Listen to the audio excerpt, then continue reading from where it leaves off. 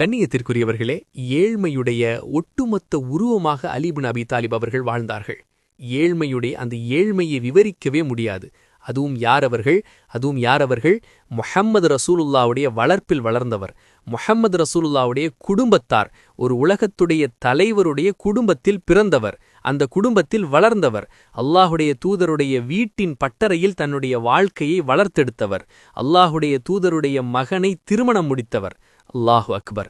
சாதாரண இயல்மை அல்ல. ஒரு முறை ஃபாத்திமா ரலியல்லாஹு அன்ஹா அவர்களுடைய கரத்தை அலி இப்னு அபி தாலிபுக்கு காட்டுகிறார்கள்.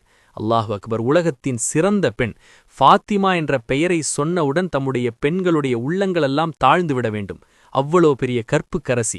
அவர்களை போன்று கணவனுக்கு மரியாதை செய்வது, அவர்களை போன்று கணவனுக்கு கட்டுப்படுவது, அவர்களை போன்று கணவனுக்கு தூய்மையாக வாழ்வது இந்த உலகத்திலே அந்த சிறந்த பெண்களைத் தவிர யாராலும் முடியாது.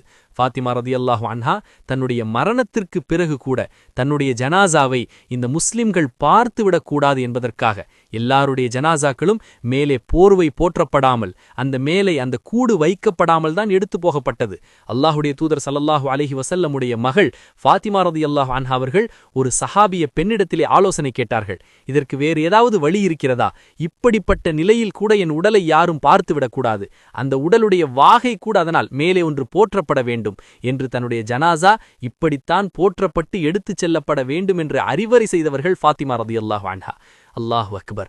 அல்லாஹு அக்பர்! அல்லாஹுடைய தூதர் ஸல்லல்லாஹு அலைஹி வஸல்லம் ஃபாத்திமா அவர்களை பார்த்து ஒரு முறை கேட்டார்கள், ஃபாத்திமா எது அழகு? என்ன கேட்டார்கள்? ஃபாத்திமா எது அழகு? ஃபாத்திமா ரலியல்லாஹு அன்ஹா அவர்கள் சொன்னார்கள், அல்லாஹுடைய தூதரே, எது அழகு தெரியுமா?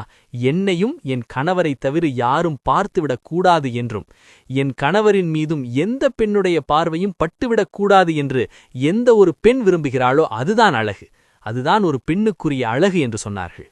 கணவனுக்கு மாறுதல் செய்யக்கூடிய பெண்கள் எம்முடைய சமூகத்தில் எத்தனை பேர்? கணவனுக்கு துரோகம் செய்யக்கூடிய பெண்கள் எம்முடைய சமூகத்தில் எத்தனை பேர்? கணவன் இருக்கும் இல்லாத நிலையில் அந்நிய ஆண்களோடு பேசி பழகக்கூடிய முஸ்லிம் பெண்கள் எம்முடைய சமூகத்தில் எத்தனை பேர்? அல்லாஹுவை அஞ்சிக் கொள்ள வேண்டாமா அவர்கள்? இந்த ஃபாத்திமா ரலியல்லாஹு அன்ஹாவுடைய வரலாற்றில் அவர்கள் பாடத்தை படித்துக் கொள்ள வேண்டாமா? ஃபாத்திமா ரலியல்லாஹு அன்ஹா அலி இப்னு அபி தாலிப் அவர்களிடத்திலே கரத்தை விடுத்து காட்டுகிறார்கள்.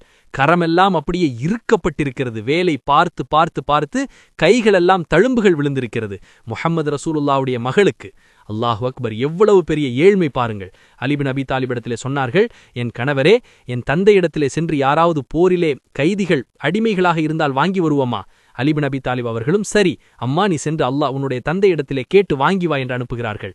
உலகத்துடைய தேவைக்காக ஃபாத்திமா ரலியல்லாஹு அன்ஹா தன்னுடைய தந்தையை சந்திக்க வருகிறார்கள். தந்தை யாரிடத்திலேயோ பேசிக் கொண்டிருக்கிறார்கள்.